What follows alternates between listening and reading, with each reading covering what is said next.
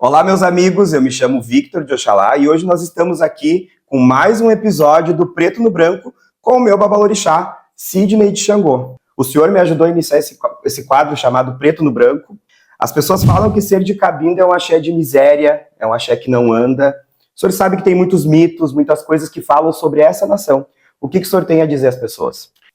Bom, boa noite a todos os meus irmãos, né? Todos os meus colegas, todos os sacerdotes, sacerdotisas que estão assistindo hoje o Preto no Branco. Falar da Cabinda, trazer miséria, né? Ser uma axé de miséria ou andar, ou não andar, eu não consigo entender essas pessoas que falam dessa forma, porque miséria é uma coisa e não andar é outra. Não andar é minha vontade, né? Se eu quiser avançar o meu caminho, se eu quiser andar em direção a algo, isso é a minha vontade. Já a miséria vem a ser um infortúnio, né? Vem a ser uma falta de alguma coisa muito importante que eu não vejo nas casas de religião hoje em dia.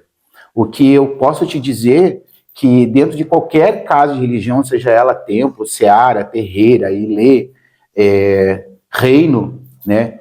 Tudo o que a gente faz é justamente para não haver isso, né? Inclusive as pessoas que têm que se tocar disso de uma vez por todas. O axé de miséria, ele anda na cabeça do ser humano, no ori enfraquecido, né? Naquilo que a pessoa não busca, ela quer que a religião traga na porta dela, quer que a religião faça isso através da vida dela, e não é assim que funciona. A miséria, ela é humana, ela não tem nada a ver com religião, nada a ver com orixá, nada a ver com Exu, nada a ver com banda ou quimbanda. As pessoas têm que se ligar nisso, não dá para fazer essa referência que está tudo muito errado. E com que idade o senhor começou na religião? Como é que veio a nação Cabinda? O senhor sempre foi Cabinda? Explica para o pessoal que não lhe conhece. Vou explicar então assim. Eu venho de uma família meio confusa, né? Metade é católica, outra metade é evangélica, outra metade é espírita, minha metade passou a ser de religião de tradição africana. Então, para a gente ter uma noção, vou contar bem rapidinho, porque senão não dá um livro. Desde os 4 anos, até os 4 anos de idade eu não andava, né? E aí eu fui curado dentro da religião sobre essa questão da minha saúde. Minha mãe me levava até os terreiros procurando cura, eu levava até a vários lugares procurando a cura, e foi dentro de um terreiro que ela encontrou a cura. Bom, desde então, que eu me conheço por gente, quando minha mãe me carregava no ventre, já ela tinha tomado a primeira obrigação, né? E quando ela tomou a obrigação dela, eu estava já no ventre dela. E aí, para muitos, né, que eu conheço hoje em dia, dando discurso na rede social aí, que a gente nasce pronto, né? Então, eu também sou um desses que sou pronto através do ventre e seguro o rojão, né? Vamos lá. Por ser pronto dentro do ventre, a gente tem que entender que a gente toma obrigação por 2 vezes, nasce, né? Que a gente venha nascer na nossa religião várias vezes, 3 vezes no máximo. E a gente acaba conduzindo a vida da gente através das expectativas dos nossos antepassados, né? Meu pai, minha mãe, todos eles têm uma veia religiosa. E eu vim através deles. E através deles eu vi muito rebelde, não querendo aceitar essa missão de ser um sacerdote, que eu acho que está desenhado na vida de todo mundo, né? Só que a gente não pode ir contra o nosso Odu, contra o nosso destino. E comecei pelas mãos da mãe Ondina de Chapanã, né? Que também vem a ser a mãe da minha mãe. E depois fui para as mãos da mãe Isolete de Oxum, que é Cabinda, né? Filha da mãe Eva da Oiá, Eva da Yansan, ou Eva Beleléu, como vocês queiram saber, ou Eva do Pó, com muito conhecimento no Egum, com muita estrutura dentro do Egum, e aí eu fui muito bem acolhido dentro da nação de Cabinda, e te digo, é uma das nações mais lindas que eu conheço na vida, porque a gente começa no Egum e termina no Egum dentro da Cabinda. Então isso faz com que a gente lide com a morte e a vida no mesmo plano, sem muita interferência material, ou católica, ou espírita, ou kardecista, porque essas outras ramificações, em vez de ajudar, elas atrapalham as pessoas. E eu venho com essa definição. Por mais que tu aprenda, que tu conviva com o mal que é humano, a escolha é tua entre fazer o bem ou o mal, né? E eu decidi ficar com a parte onde eu posso ajudar as pessoas, né? Defender as pessoas, porque hoje em dia, nesse mundo que a gente vive, a melhor defesa, às vezes, é o ataque, né? E a gente precisa aprender a se defender, a gente precisa saber se colocar no lugar do outro para poder dar vazão a essas magias que se encontram nesse mundo. E eu venho desse tempo, né? Eu venho na religião onde tudo era possível, onde tudo que a gente quisesse encontrava dentro de um quarto de santo, ou dentro de uma esfera de Exu, ou dentro do Concar de Umbanda, e a gente vem trabalhando muito isso. Eu venho trabalhando dessa seguinte forma: desde que eu me conheço por gente, foi ali por 15, 16 anos, que eu assumi a minha vida religiosa, né? Entendi qual que era a minha missão, que eu recebi a minha bandeja ali com a minha faca, com meus búzios, onde a mãe disse, agora isso vai te fazer alguém melhor do que tu já é. E eu entendi aquilo para mim, peguei aquilo para mim e transformei aquilo na melhor coisa que eu pude fazer, que é ajudar as pessoas. Todas as pessoas que estão me assistindo, eu tenho certeza que todas as pessoas que pararam na minha frente, dentro do meu quarto santo, foram ajudadas, nunca foram atrapalhadas. E é isso, esse cara sou eu. E o que o senhor sente saudade dessa época? O senhor conheceu a Mãe Eva? O senhor conheceu o pai de santo da Mãe Eva, que era o pai Eliseu? O senhor teve convivência com essas pessoas? Porque quando a gente fala da Mãe Eva, a gente fala do pai Vilmar, né? De pessoas daquela época, daquele convívio. O senhor teve contato com essas pessoas? Totalmente. Tive contato com o pai Vilmar, inclusive a gente ajudou ele na época que ele estava com diabetes alta, né? Já estava cego, mas a OEA chegava, né? Dava a sua chegada, sabia direitinho onde era a porta, onde era a janela. Ela enfrentou de frente toda essa questão da doença do próprio filho. A gente precisa falar sobre essas coisas, entende? Porque parece que a gente não tem um histórico para apresentar. E a Cabinda dentro do Rio Grande do Sul, ela não é um enfeite. A Cabinda dentro do Rio Grande do Sul, da forma que eu vejo hoje, não é isso, sabe? É algo de raiz, de força. Nunca foi uma questão de ter ou não dinheiro, né? O que eu sinto falta, é isso que tu me perguntou, é das entidades. Por onde estão? Onde elas estão? Com quem estão? Né? O que é isso que está girando em nossos terreiros? O que é isso que vocês estão alimentando? Essa é uma grande questão. Para mim, eu sinto falta disso. Dos verdadeiros orixás, das verdadeiras entidades, Exus, caboclos, onde estão? Né? Eu sei que tem muita gente séria trabalhando por aí, me perdoem por falar assim, mas não é o que a mídia mostra. E nem nós gostamos de mostrar o nosso trabalho, porque de tão puro que é, de tão organizado, de tanta magia que existe, a gente até perde o medo, a gente até perde, né, por não querer mostrar essa força, mas a gente também conserva a nossa essência, que isso que é o primordial. E a gente vê que a internet, assim como ajuda, ela pode atrapalhar o espiritual. E a gente viu nos últimos tempos, né, entidades sendo expostas na internet, repercutindo muitas notícias, inclusive entidades jogando capoeira, mãe de santo agredindo orixá. O que o senhor tem a falar sobre isso? Para mim é muito triste, né? Uma pessoa não saber o seu lugar, né? E principalmente uma pessoa pagar para passar ridículo, né? A gente sabe que uma entidade jamais vai vir para o mundo para passar ridículo, para fazer o ridículo, né? Esses tempos eu copiei um texto ali do Paíta de Iemanjá, onde ele fala onde que estão essas entidades, né? Porque dançam, cantam de tudo, dançam até tango. Agora, por último, dançam capoeira, né? Sendo assim, usando a sua esquizofrenia, né? Para poder compensar numa entidade. Eu acho isso completamente caso psiquiátrico, né? Essa pessoa deve parar, colocar a mão na consciência, buscar uma ajuda profissional, né? Para poder se entender primeiro, porque no terreiro não é lugar de teatro, não é lugar para isso, para esse tipo de encenação, para esse tipo de exibição. Isso é pura vaidade e ego, né? Um ponto de uma pessoa levantar a mão para um orixá porque está atrapalhando o momento em que não é um momento do ser humano, é um momento do orixá. Então eu não consigo entrar isso na minha cabeça de quem é o momento de quem, né? Para quem que as pessoas estão fazendo o ritual do orixá? É para mostrar para a internet, é para mostrar para os outros que o que está sendo alimentado de uma vasilha é o ego, a vaidade, né? A inveja, ou eu quero ser melhor que o fulano. Não estamos alimentando o orixá no olho das pessoas, estão alimentando as personalidades das pessoas, esses sentimentos que deveriam estar fora de qualquer terreiro, de qualquer templo, essas energias deveriam estar fora, não dentro, né? Por que muitas vezes vão despachar e tem que despachar as pessoas, né? Acho que convida algumas pessoas e leva para o cruzeiro e diz, ó, voa, some. Porque para que tu carrega então aquele monte de coisa, né? Hoje as pessoas se preocupam mais com roupa, com adorno, do que com a própria essência daquilo que está fazendo. E é essa essência que muda, né? Porque a intenção religiosa, do que eu sinto falta antigamente, e do que eu vejo hoje em dia, é muito distância. Muita distância, sabe? A pessoa acha que ser sacerdote é ter poder, é conseguir manipular, é conseguir trazer com que a pessoa seja dependente, e não é isso. A religião não pode ser isso. A religião foi feita para libertar as pessoas. A nossa religião, a tradicional de matriz africana, é libertação, é libertar as pessoas, fazer as pessoas se conhecer, não usar. Quem foi ensinado a usar não pode ser dentro da religião. Dentro da religião não é para isso. A religião não tem atrelamento nenhum com dinheiro, com ganho, com isso ou com aquilo. Não, eu não posso estar aqui falando disso para vocês, porque não é a minha realidade.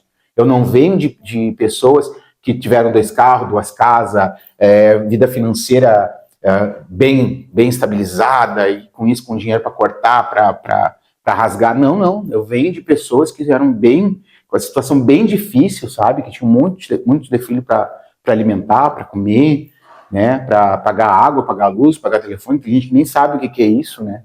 Tudo virou boleto, tudo virou automático. Então eu tenho que ir lá fazer uma obrigação, cobrar 10, 15, 30 mil para poder pagar minhas... E nem sinto. Então, antigamente nós sentíamos isso, né? O que era o peso do sangue do Magalinho, o que era o peso do sangue do cabrito. Hoje em dia virou modinha colocar boi na história, todo mundo tem boi, todo mundo é boi, todo mundo é isso, quer dizer então que o ovo, a galinha, o pato, o porco, o cabrito não fazem mais a força, né? É uma disputa de poder, virou tudo isso, uma disputa de poder, e isso me assusta muito, porque quando o ser humano acha que ele tem o poder, ele não tem o poder nem sobre a vida dele.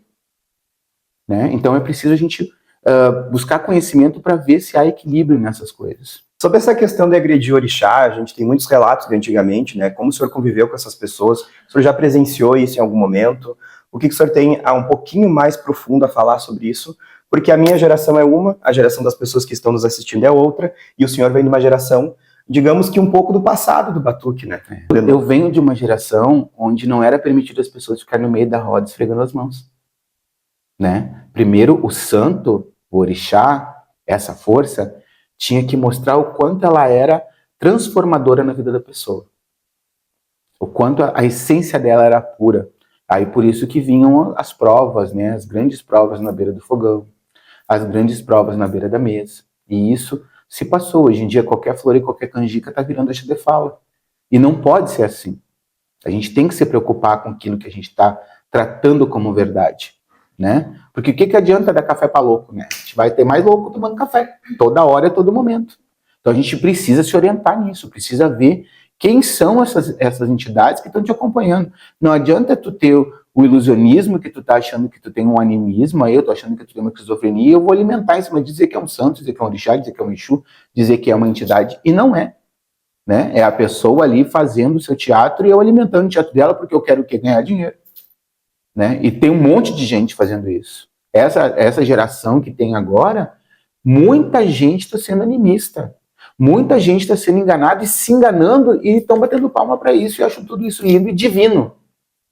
Não esqueçam que quem acha que a religião, que o sagrado é brinquedo, uma hora vai entender de uma forma muito difícil que religião não é brincadeira.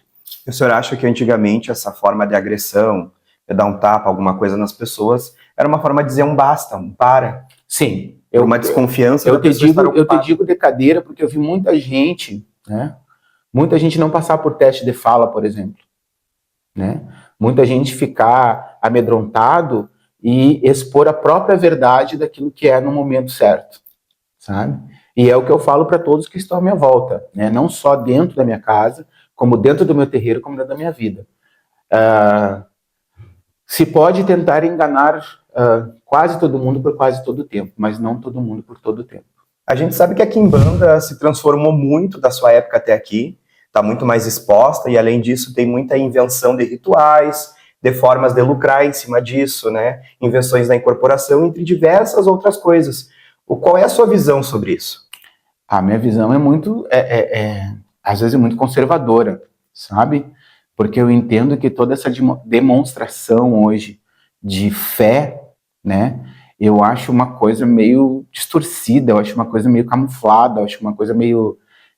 vamos falar que é fé para não dizer que é o meu ego querendo me vestir de mulher, para não dizer que é o meu ego querendo botar uma coroa na cabeça, para não dizer que é o meu ego que eu vou fazer uma apresentação de uma dança, né? Que eu vou fazer uma apresentação pirotécnica, que eu vou simplesmente ir para o meio do terreiro lá, fazer o que eu quiser, me agarrar nos caibros ou dançar em cima da boquinha da garrafa. Então, isso aí é uma coisa de ego. Para mim é uma coisa de ego, sabe? E hoje eu vejo a Quimbanda se transformando no ego pessoal. A gente tem que saber dividir certas coisas, entender qual é o propósito de tudo isso, né? Eu acredito que as pessoas têm que ser valorizadas sim, tem muito sacerdote bom, tem muito sacerdote que faz um trabalho gigantesco e maravilhoso, que ninguém vê, ninguém fala, porque notícia boa não dá mídia, né?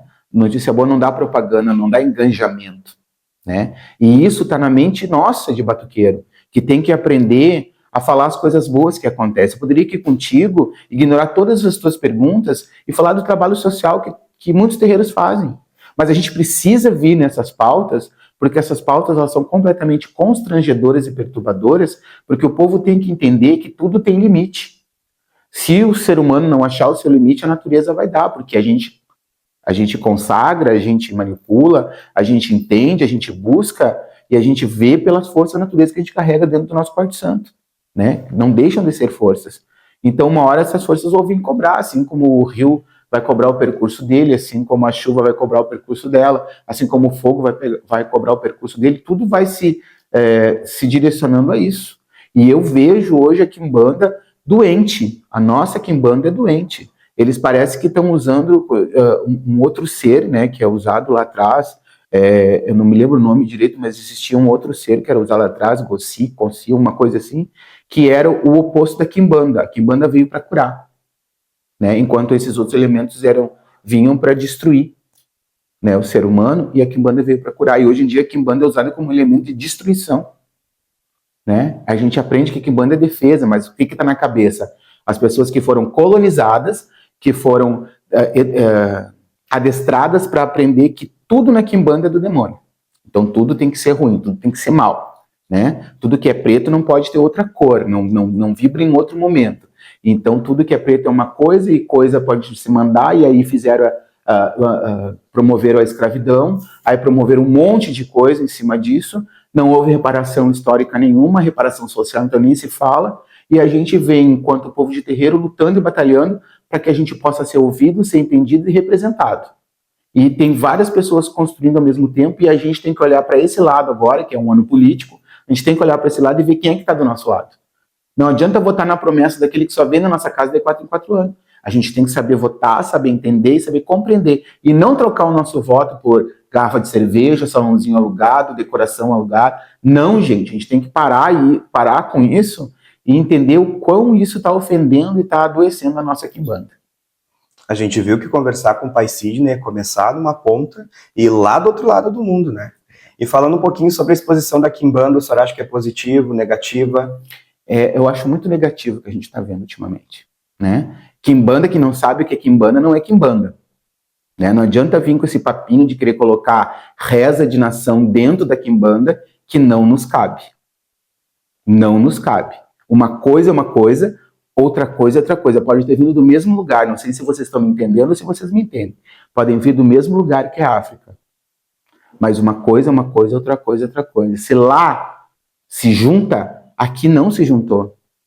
Eu não vou nem falar nas personificações das pessoas que disseram vir representar a África aqui, porque eu não vivi neste tempo, então eu não sou ninguém para julgar. Me entende? Mas essas pessoas que eu convivi, vamos lá, Mãe Zolete, Pai Vilmar, Mãe Eva, Pai Eliseu, Janete e todo o restante de batuqueiro, Chico do Chapanã, Ione da Mãe Oxum, Mãe Noemi do Ogum, né? A Dona Mariazinha dos Cabrito, né? Pessoas de nome e renome, Mãe Laurita de Xangô. Essas pessoas me ensinaram um caminho muito diferente de tudo que vem por escrito em alguns livros. Porque quando cheguem a qualquer lugar, que vira um terreiro, que a pessoa se transforma num sacerdote, porque é uma transformação, né? Tem pessoas que nascem sacerdotes e se perdem pelo caminho. Porque eu tenho a impressão de quanto mais perto da luz, mais inseto a gente chama, né? Então a gente tem que estar preparado para isso também. As pessoas não entendem que tem que preparar o seu aral, o seu corpo, para essa transformação. E tem pessoas que caem no abismo da vaidade, tem pessoas que caem no abismo do ego, né? e acaba fazendo uma exposição errônea daquilo que é. Não é porque a minha entidade, a minha pombagira foi rainha. Por que não vem nenhuma pombagira empregada doméstica? Hein? Por que não vem nenhum Exu jornaleiro ou carteiro? Porque lá naquela época também existia isso. Por que não vem nenhum dessa falange, dessa forma? O senhor já se perguntou isso? Eu vivo me perguntando isso. Né? Agora tem uma nova geração, que inclusive eu vi ali, que tu colocaste no Batuque, né? A nova geração de imagens, vem o cara do iFood, vem a maloqueira. Pode ser a quimbanda do futuro. A quimbanda isso me assusta, porque já não é tão futuro assim, já é uma coisa do presente.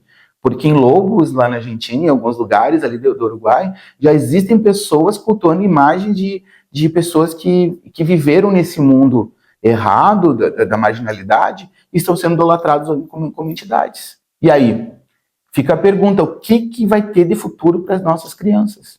Né? Essa quimbanda doente, porque eu acho que enquanto não só religiosos de nação, de tradição africana, de quimbanda, de umbanda, eu acho que todo o mundo em si, os 8 bilhões de pessoas que existem sobre o mundo, eu acho que uns 7 bilhões estão doentes, cara. E precisam entender que a espiritualidade, eu não estou falando de religiões, tá? A espiritualidade salva. Mas não é aquela espiritualidade de crer num Deus só, porque para mim é colocar dúvida na minha cabeça e dizer que o mesmo Deus que cria é o mesmo Deus que pune, castiga e mata. Não entra na minha cabeça, né? E isso, então, são várias culturas monoteístas, várias culturas lá do passado, que a gente tem que aprender o que a gente faz com a nossa cultura, com o nosso aprendizado, que tem que transparecer dentro disso. Hoje em dia, o mesmo Exu que bebe, pula, sapateia, dança, dirige, paga Pix, passa cartão, passa telefone, é o mesmo Exu que chega numa pessoa que está doente e não cura. Não sabe dar um passe. Né? E não faz nada se não tiver uma troca, um dinheiro. E às vezes incorporados cobra o valor. E aí isso assusta. Né? É por aí. Falando um pouquinho sobre vestimenta, a gente viu que isso também evoluiu dentro da quimbanda e do batuque. O senhor sente que isso também é uma forma de deturpar a religião? Sim, sim. Porque se a gente for lá atrás, 300 e poucos anos atrás, não tinha rechilê, não tinha renda, não tinha isso, não tinha aquilo. Não tinha miçanga, né? Era tudo sementes. Hoje virou uma fábrica de ornamentação, de decoração. O senhor acha que isso é ruim? Não é que seja ruim, eu acho que isso é uma coisa desnecessária. Entende? Não é uma coisa ruim. Eu não estou falando aqui da maquiagem que faz na Umbanda, mas eu não posso maquiar Buda se eu cultuo orixá, né? Deixa para o Buda aquele monte de coisa, aquele monte de adorno. Não, orixá não é isso. Se é uma força elemental da natureza, eu tenho que ter pelo menos a representatividade disso dentro do quarto santo. E deu, tá bom? Mas as pessoas têm que entender que não é porque eu só tenho um bolo para dar no quarto santo que eu tenho menos axé que ela. A pessoa tem que entender que o mesmo... vamos botar então para pesar, o mesmo doente que bater na minha porta aqui, eu sei que ele vai ser curado. E o que está com todo o quarto santo consagrado, alinhado, decorado, vai conseguir? A grande questão, para mim, a grande questão é essa, saber quem é que vai, aonde tu vai ter ajuda, se vai decorar ou não. Claro que é uma questão financeira de cada um. Não é errado não ter e não é errado ter. Não, para mim, indiferente. Nenhum dos dois é errado. O que tem que ter é orixá na prateleira. Independente do que tem para frente. O que tem que ter orixá na prateleira. Escondido atrás de uma cortina, fechado a 7 cadeados, para quem tem. Né? Porque dentro de todas as limitações que o ser humano vive, o ser humano ele entrou nesse planeta aqui para morrer a todo instante. Né? A gente é um sobrevivente da vida, de todo instante que a gente tem. Então, o que eu penso é que tudo é válido quando há amor de verdade. A gente está falando aqui, eu estou falando de uma forma que eu não vejo a necessidade da competição. Eu não vejo a necessidade de expor, e porque a gente vê hoje em dia que as pessoas não vêm para tua casa para festejar com o teu orixá. Ela vem para casa para ver se tá tudo, se tu tem a mesa farta, a quantidade de flor que tem no quarto santo, a quantidade de guia que tá no pescoço. Pela beleza material. A beleza física, material, que não representa nada disso orixá. Né? Pra gente ter noção que às vezes tem orixá que chega, que dá chegada, em cabeças que não tem nenhum preparo. Aí tem pessoas que tem 50, 80 carneiros na cabeça, cabrito na cabeça e não chega santo. E aí? Eu vou me sentir inferior àquela pessoa que chegou ontem e já está se ocupando? Não. O meu objetivo é saber que no tempo certo, na hora certa, meu pai, né, o meu orixá vai dar chegada em mim. Quem está na chuva para se molhar, né, meus bandeira aberta por aí.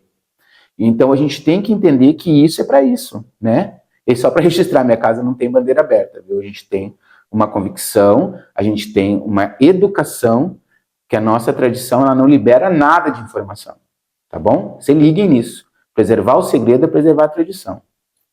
E entrando um pouquinho nesse assunto, o que o senhor tem a dizer sobre as pessoas que dizem saber que se ocupa, até para as pessoas que nos acompanham, que são de candomblé, que não entendem sobre isso, porque as pessoas do batuque não podem e não devem saber que se ocupam de orixá. O que o senhor tem para falar sobre isso?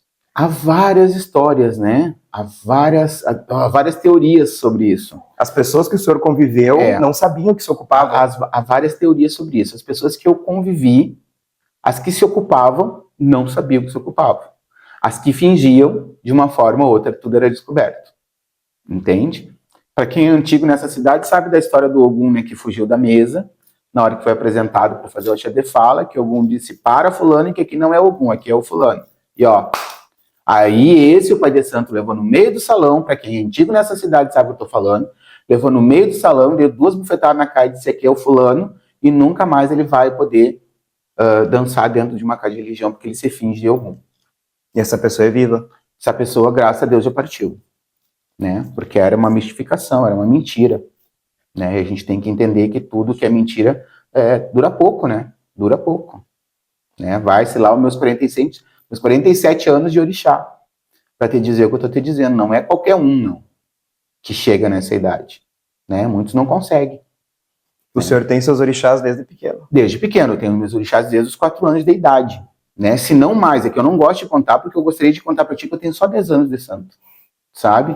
De tudo aquilo que eu vivi e convivi, eu gostaria de dizer para ti assim, ó, meus irmãos, eu estou convidando vocês para o batuque dos 10 anos do Paixão. Porque há 8 anos atrás, eu posso dizer, há 8 anos atrás eu amadureci. Né? Eu costumo dizer que eu costumo agora selecionar quem eu deixo colocar na minha vida.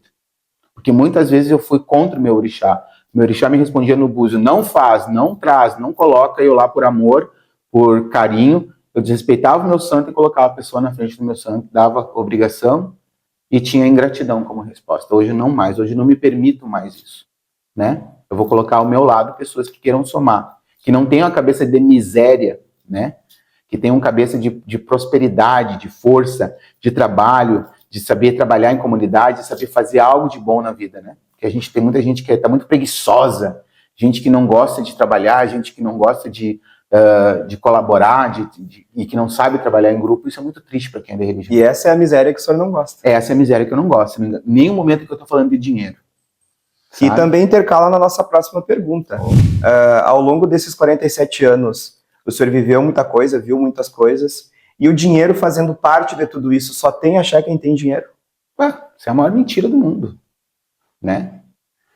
O dinheiro pode te contratar especialistas, mas não te cura se tu tiver alguma doença que não tem volta. E é possível ter axé e ter dinheiro? É possível, sim. É só saber se organizar. Entende? Não deixar poluir. Por que tu acha que não tem a cultura de educação financeira nas escolas? Para a pessoa ficar refém. De um sistema que diz que ela tem que levantar, trabalhar, fazer acontecer. Porque daí pensa comigo, né? Se tem político que vai trabalhar 4 vezes na semana, por que nós, os proletariados, como é que fala? Os CLTs, tem que acordar 7 horas da manhã e sair 8 horas da noite do serviço? Né? Porque a gente é ensinado dessa forma. Nas escolas não ensinam a criança a ter estabilidade financeira, educação financeira, saber como lidar com o dinheiro. E isso a grande maioria de todos nós, que não tivemos acesso ao bom, já como dizia a Selminha SOS, não tivemos acesso ao bom, aí quando tem acesso ao bom, como é que fica? Né? Tem que batalhar para correr atrás do melhor carro, da melhor casa, da melhor condição financeira para poder se elevar no mundo. E eu te digo, dinheiro e religião, ela combina em qualquer lugar. O problema é o que tu faz para combinar a religião com o dinheiro. A religião não pode ser tocada através do dinheiro. Entende? A religião não pode ter um preço. Ela tem que ter valor. O pai de santo não pode ter um preço. Ele tem que ter valor. Ah, falam que o Pai-Cid é caro, falam que o Pai-Cid é isso. Mas quem bate nessa porta sabe quantas pessoas, né, inclusive tinha umas pessoas que queiram, né, se manifestar aí, a colocar o seu nomezinho de quantas pessoas que bateram nessa porta que eu ajudei. Que eu e o Pai Luciano ajudamos, né, por exemplo. Que colocamos a pessoa para frente sem perguntar se tinha ou se não tinha, que foi ensinado religiosamente e materialmente. Inclusive, eu fui uma delas. Né? Então, as pessoas têm que entender isso. Que antes de falar, elas têm que conhecer a história, porque senão acaba tu odiando o inocente e amando o vilão. Dando sequência nesse assunto, o senhor acha que o sacerdócio pode ser levado como uma profissão? Eu não só acho como deveria, entende? Porque nós, enquanto sacerdote, enquanto pai de santo, a gente dedica uma vida toda a cuidar do outro, né? Então, isso deveria ser reconhecido, né? Eu não sei se na Unesco, eu não sei se em Brasília, eu não sei se na Câmara dos Deputados, né, nos ministérios, tudo, nós deveríamos ser reconhecidos sobre isso, né? Claro que nada impede um pai de santo ir lá e pagar o seu NPS, né?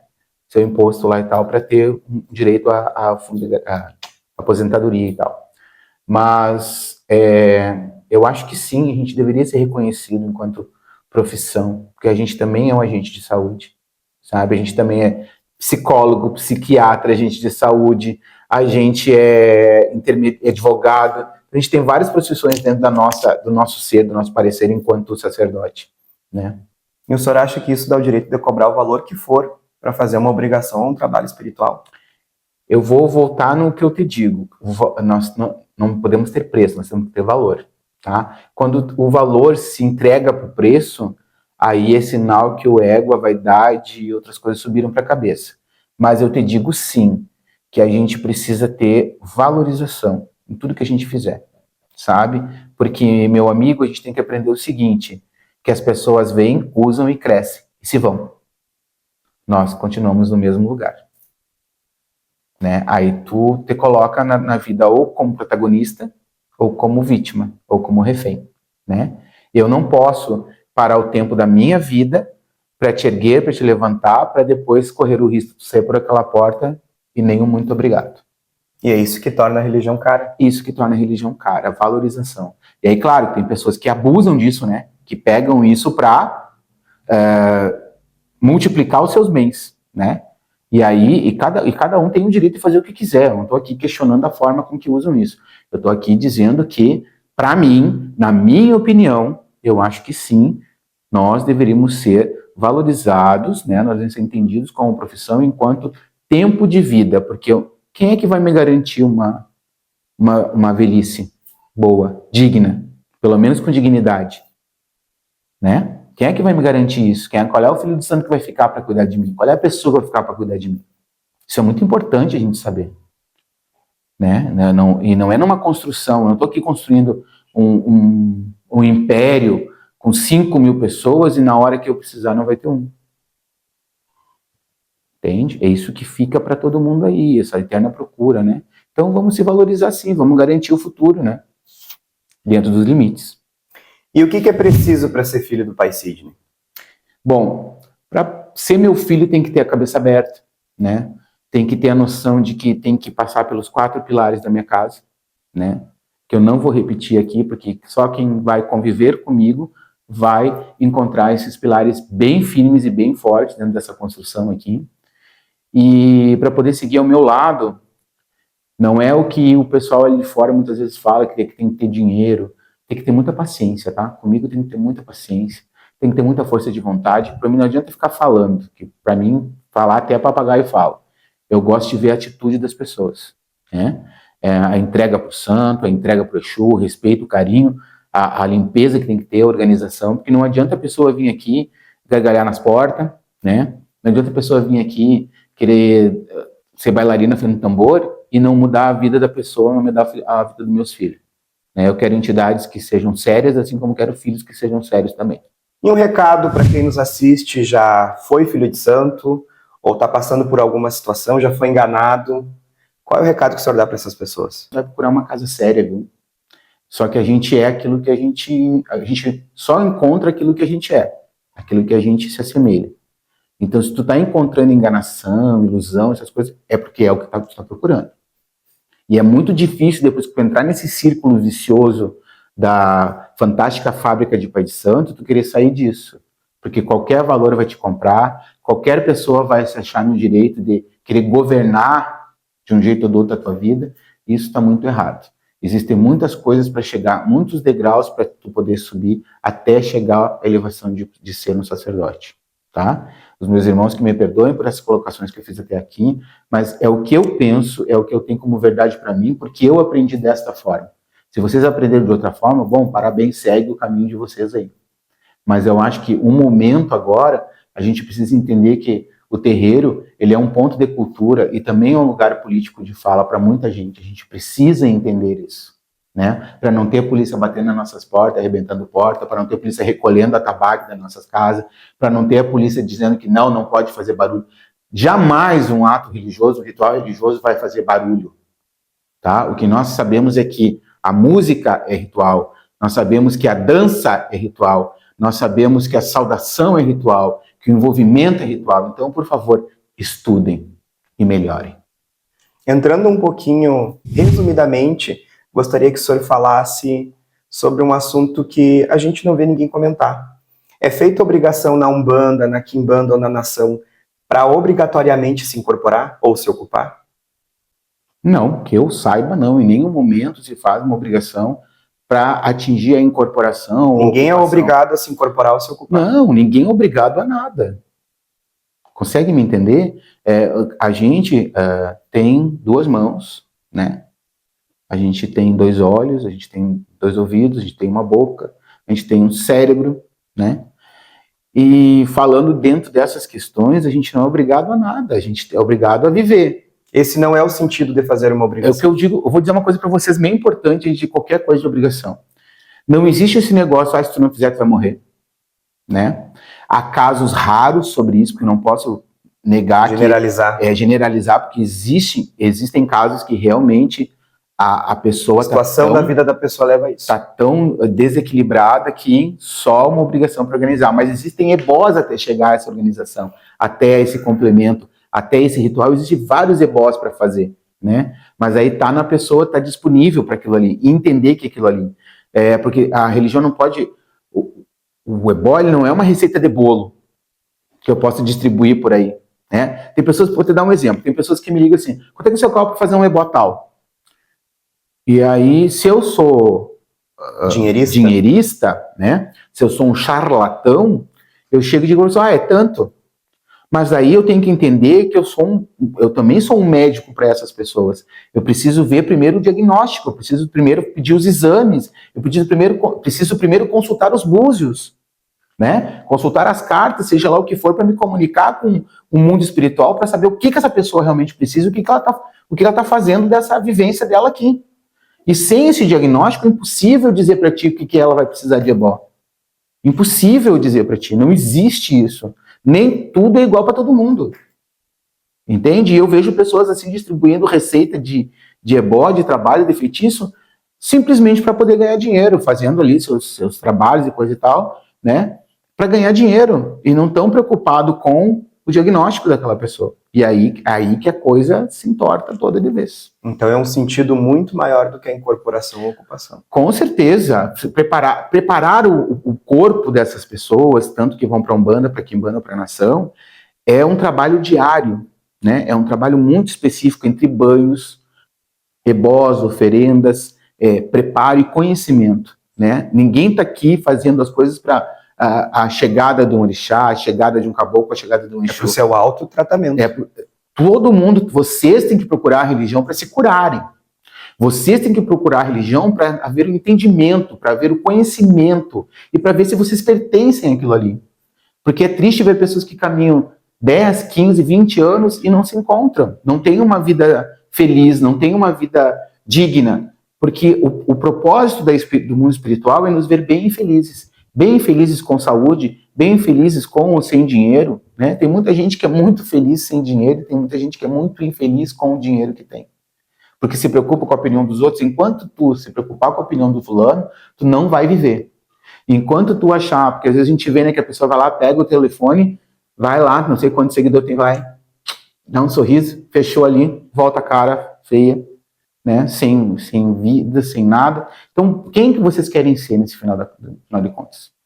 Né? É isso que eu digo, a religião, ela não veio para te fazer incorporar, ela veio para te fazer melhorar, veio para te curar. A incorporação deve ser a última coisa que qualquer sacerdote, ou qualquer médium, ou qualquer membro de qualquer lugar deve se preocupar e deve correr atrás, tá?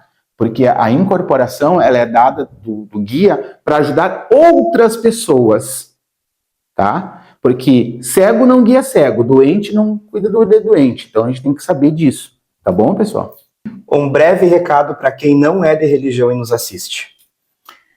Bom, se tu não é de religião, corre! Não chega perto da religião, porque é um problema, tá?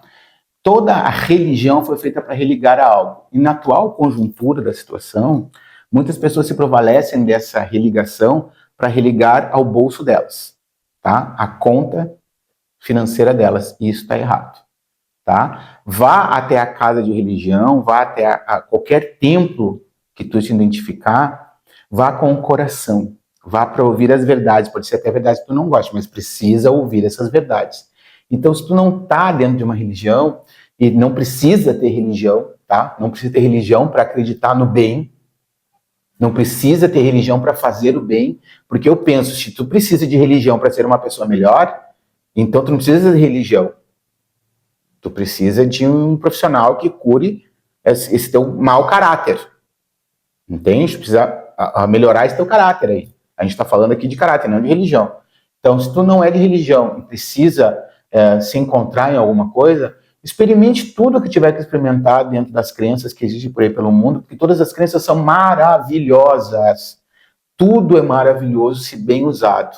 E ninguém precisa ter nenhuma crença que manipule o bem e o mal que existe dentro de ti. Tá? Faça o bem para receber o bem. Senão, tudo que a gente planta, a gente colhe. E é bem por aí.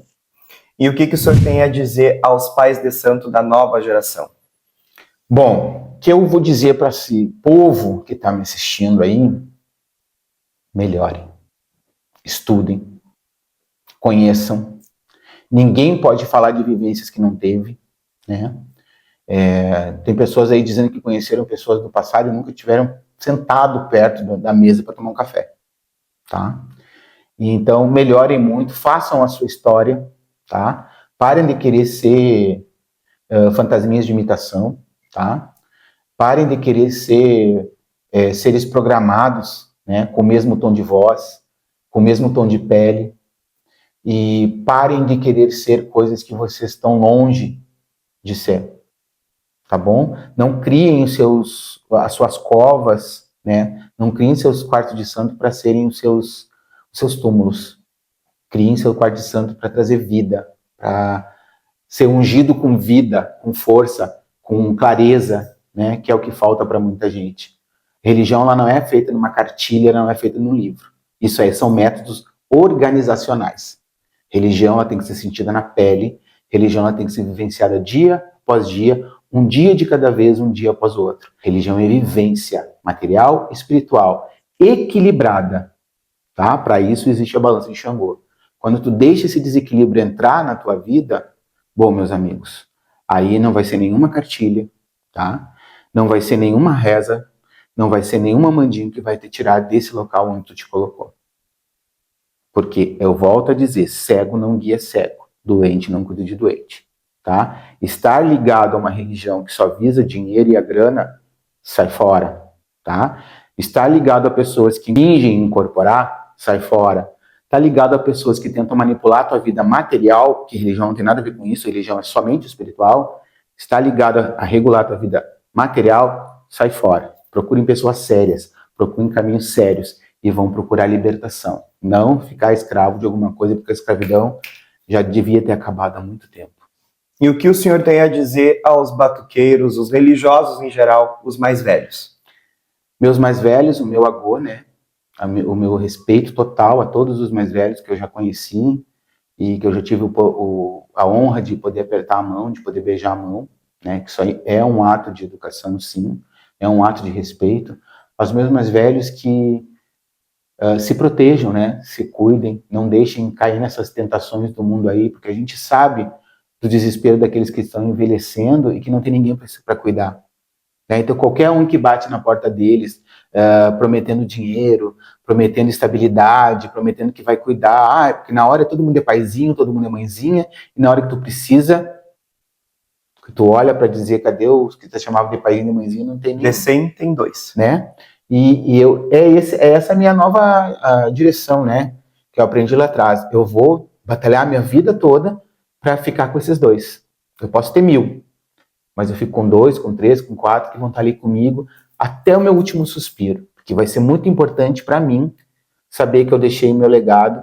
Uma semente que eu tenha plantado e tenha vingado para mim tá ótimo. Se dentre 1000 pessoas uma me ouviu e uma vai me seguir, o resto que acha o seu caminho e vá se refém na casa de outros também. Né? Já se encaminhando para o final da nossa entrevista, fica a nossa pergunta final para o meu pai, o pai Sidney. Quem é o senhor? Quem é o pai Sidney? Boa pergunta. Tu, como filha, deveria estar nessa inclusão. Quem é o pai Sidney? Acho interessante o senhor falar para as pessoas que não lhe conhecem. Eu também acho muito mais interessante tu falar para as pessoas que não me conhecem. Mas quem é o pai Sidney, afinal? Então, o pai Sidney é um cara que teve tudo, gente. Tive tudo desde os meus 5 anos, né? Desde hoje que eu nasci. Eu tinha tudo para ter um Odu muito triste, muito difícil, né? Eu sempre tive experiências muito negativas com o mundo material. E foi no mundo espiritual que eu me encontrei. Foi no mundo espiritual, sentindo no meu coração, sentindo no meu corpo a presença, a incorporação, né, dessas entidades em mim que falavam através de mim, falam até hoje através de mim, de uma forma com que eu não consigo comandar essas ações, que me provam que o mundo espiritual existe. Senão, eu acho que se eu fosse médium consciente, eu não estaria na religião hoje.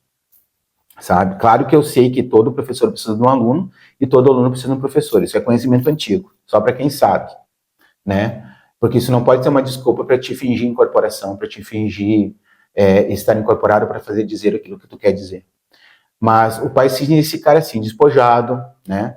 Tenho muita alegria dentro de mim, né? Que superam todas as tristezas que eu já vivi, que eu já vivenciei. Né, que as coisas ruins que eu já passei, eu tento deixar no máximo no passado possível. Estou aprendendo isso, né? É um aprendizado muito doloroso para quem se envolve demais. Eu me envolvo demais com as pessoas, com as questões das pessoas. E como eu te disse, há 8 anos que eu amadureci, há 8 anos que eu estou tentando entender que eu não posso tudo, né? Que tem coisas que estão além do meu alcance, né? E que fogem do meu controle. Então, que eu carrego o mundo espiritual comigo, né, e o mundo espiritual me carrega junto com eles. A gente tem uma boa simbiose, uma boa sintonia, né? Eu consigo fazer a chamada com o código certo, né? E isso me faz muito feliz. Continuo ajudando pessoas e vai ser a minha missão até morrer, né? Ajudar as pessoas a encontrar o seu caminho. Tentar, né? Porque eu não posso ajudar quem não quer ser ajudado.